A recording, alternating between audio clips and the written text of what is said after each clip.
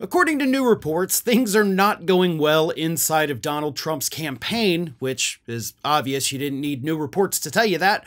But these new reports do tell us that things are going so badly for Donald Trump that he has now started lashing out at his own staff, blaming them for all of the horrible things happening with his campaign. But as of right now, he's not making these complaints to the staff themselves.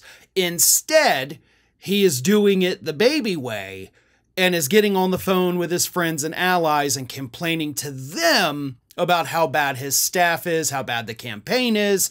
And then those people are having to go and tell everybody else, like, hey, Trump's not happy. You guys need to figure this out. So Trump's not man enough to confront his staff directly and say, listen, guys, we're going down the tubes here.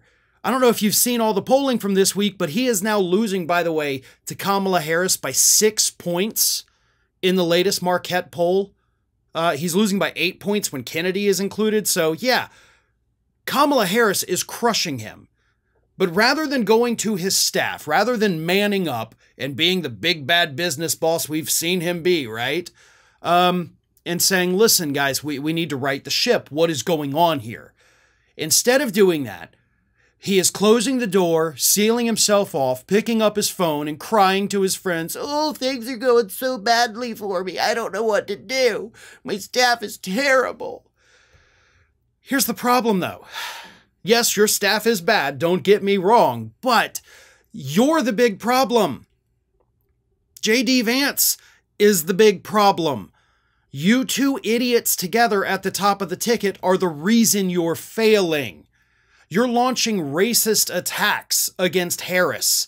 You're falsely accusing Walz of stolen valor by lying about his military record. You're making up all of these fake things for people to get enraged about, and they're not getting enraged about them. You're turning more people off. That's what's happening, and that's on you. It surely doesn't help that you send out your little idiot spokespeople in the media and they continue to flub these softball interviews. It doesn't help that you sent Usha Vance out there to Fox News in a pre-recorded segment this week to downplay her husband's misogynistic attacks on childless cat ladies that did not go over well.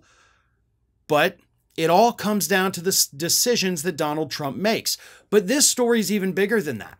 It's even bigger than what they reported because they, of course, leave out what comes next. What comes next is that Donald Trump continues to make these mistakes and he continues to blame his staffers for it. So when November rolls around, when Donald Trump loses the election, and yes, I said when, not if, because right now it's a win, not an if situation, but when he loses that election, he's not going to be like, oh man, I really screwed this up. I should have done this better. I could have done this. No, he is incapable of that kind of introspection. He is not self-aware enough because his narcissism will not allow him to be self-aware enough to think that he may have done something wrong. So what's going to happen is after this campaign ends, it's going to be J.D. Vance's fault. It's going to be these staffers' faults. It's going to be everybody else's fault. It's going to be the media. It's going to be the Democrats for pulling the old switcheroo and getting rid of Biden. Everybody but him is going to be responsible for it. The question is, will his base buy it? In the past, the answer to that was hell yes, 100%. His base is going to believe every single thing that he tells them. But in the last few weeks, as I've repeatedly pointed out, that very same base that will still show up to vote for him, they've been calling him out for everything. I mean, this week alone, they revolted against him for endorsing and boasting about his victory of Mike Kehoe in Missouri as the new Republican gubernatorial candidate. They're pissed off about it. They don't like that. They've called him out for lying about his knowledge of Project 2025. They're calling him out for his racist attacks on Kamala Harris. His own base is telling him, shut your mouth because you don't know what you're talking about.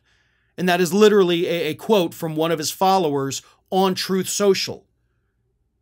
So when this election is over and Donald Trump goes out there pissed off as usual, saying this person screwed up, that person screwed up, everybody screwed up but me, I don't think his base is going to buy it this time. I do think most of his base will buy it. Let me say that. Most of the base is going to buy it. But there are going to be a lot of people in that MAGA movement that look at this and realize, you're a loser. You're a big old loser, and you've been a loser for many years now. I just didn't see it. And I'm waking up to the fact that you are a loser. Flip side of that, of course, I said most of his MAGA base will believe his blame on everybody else but him. And that is true. So what's going to happen to J.D. Vance, right? He's a younger guy. Got a full political career ahead of him. Nope. Trump's going to make sure that doesn't happen. Trump is going to blame most of the problems with his campaign when he loses on Vance. It's all going to be his fault. It's going to be those stupid interviews he gave, those horrible comments about women that he made. He was a bad pick, and they made me pick him. I was going to pick Doug Burgum, which reports do say Trump wanted Burgum, but his idiot sons and Tucker Carlson wanted him to pick Vance, and this is what he gets. So not only will he not take the blame for losing the election, he won't even take the blame for picking Vance. He'll say they, he won't specify the they because it's his family and friends. They made me pick Vance. Vance was a bad choice. Vance did all this to me. He's a horrible guy, a horrible candidate. So not only will Trump's political career be over, but there's a very good chance that he ends up ending J.D. Vance's political career. So that guy's going to go and have to find a new line of work at this point, which won't be hard, right? He was, I think, an investment banker or something along those lines. So he'll go back to that and he'll be fine. But we probably won't have to deal with him in American politics if all of this plays out the way that I think it's going to play out.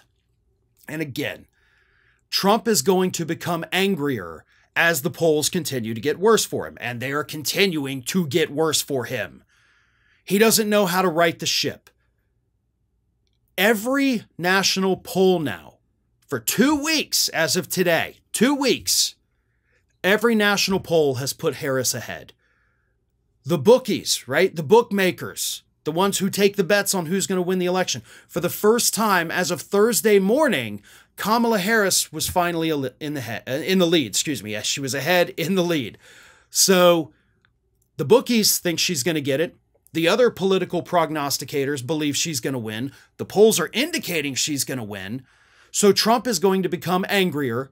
He's going to start blaming more people. And soon, and this is the kicker, it won't just be on the phone to his friends. We will start getting reports, I imagine very soon, if possibly in the next week, of him screaming at his staffers, screaming at these people, screaming at J.D. Vance. It's coming. Mark my words right now today. Those stories are coming. And I believe, given the way the bad news keeps rolling in for Trump, we could start seeing stories like that within the next week. Hi, everyone. This here is little Athena. And Athena would like to know why you haven't subscribed to Fair and Balanced yet. So please, don't let Athena down. Subscribe today.